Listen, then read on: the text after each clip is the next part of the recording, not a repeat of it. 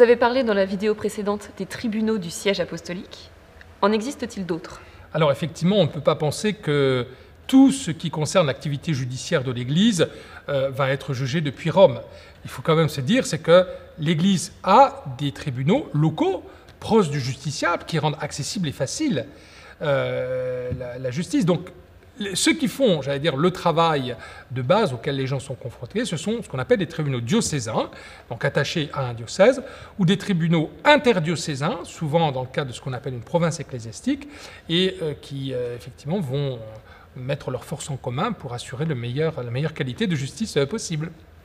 Et comment sont organisés ces tribunaux ecclésiastiques? Alors, en fait, pour le comprendre, je pense que le mieux, c'est de partir du personnel judiciaire. En fait, la première personne, c'est l'évêque. L'évêque, on dit qu'il est iudex natus.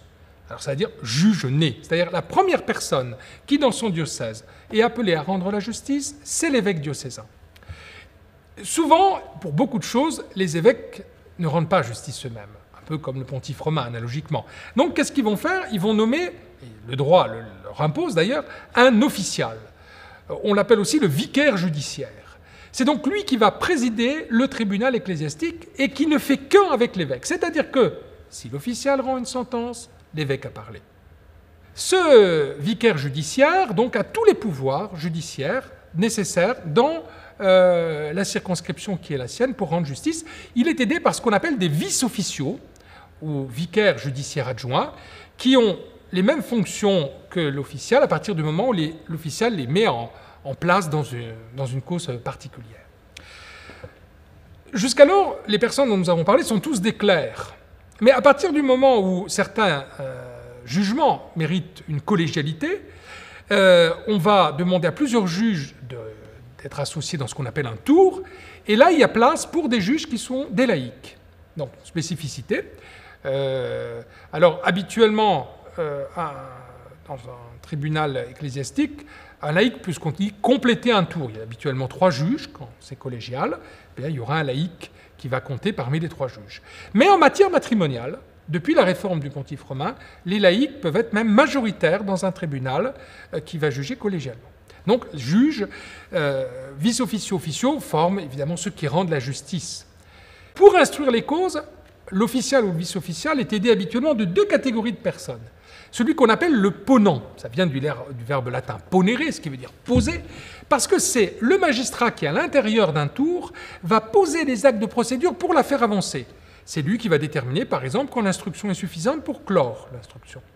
Et puis, à côté, il a ce qu'on appelle un auditeur. L'auditeur, c'est celui qui va rechercher les preuves, principalement, en fait, surtout qui va recevoir les auditions des différents témoins.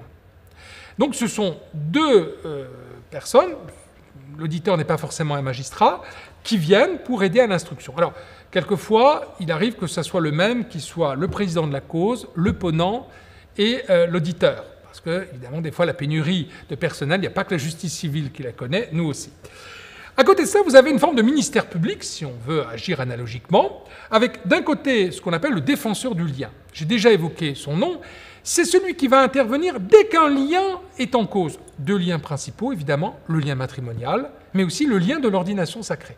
Donc dès qu'on veut attaquer la validité d'un de ces sacrements, on donne un avocat au lien attaqué, parce que c'est lui d'ailleurs qui est dans le box des accusés, et personne d'autre, et donc comme il ne parle pas, on lui donne quelqu'un pour défendre ses droits. Et puis à côté, ce qu'on appelle le promoteur de justice. Là encore un terme qui historiquement est daté. Promoteur de justice, c'est celui qui va tenir la place, finalement, du ministère public. C'est lui qui va intenter les actions dès que le bien public de l'Église est en cause. Alors, il est tantôt le procureur général, l'avocat général, mais en même temps, voilà, il a un pouvoir d'investigation et puis un pouvoir aussi de solliciter, quelquefois d'attaquer certaines situations, et, notamment en matière pénale. Alors, tous ces tribunaux fonctionnent grâce à l'aide de notaires. Il faut dire que le notaire est vraiment la cheville ouvrière du fonctionnement d'un tribunal. Enfin, vous imaginez bien que les personnes qui sont des justiciables sont accompagnées dans leur démarche. C'est le cas donc puisqu'il y a des avocats et des procureurs qui sont agréés auprès de certains tribunaux, qui sont formés, notamment à la faculté de droit canonique ici à Paris, telle manière à pouvoir accompagner dans les actes un peu précis et juridiques. Mais il y a plus que ça. Il y a aussi une capacité d'écoute, d'empathie. Je précise aussi une chose qui me semble très très importante, c'est que toutes ces personnes que je viens de citer, les ministres du tribunal et les avocats procureurs, sont ensemble à la recherche de la vérité. On est tous dans le même camp, j'allais dire. Ce qui fait qu'il y a une collaboration qui fait que, par exemple, un avocat peut renoncer à une action s'il estime qu'elle n'est pas juste, si la vérité du contraire est manifestement prouvée. Voilà.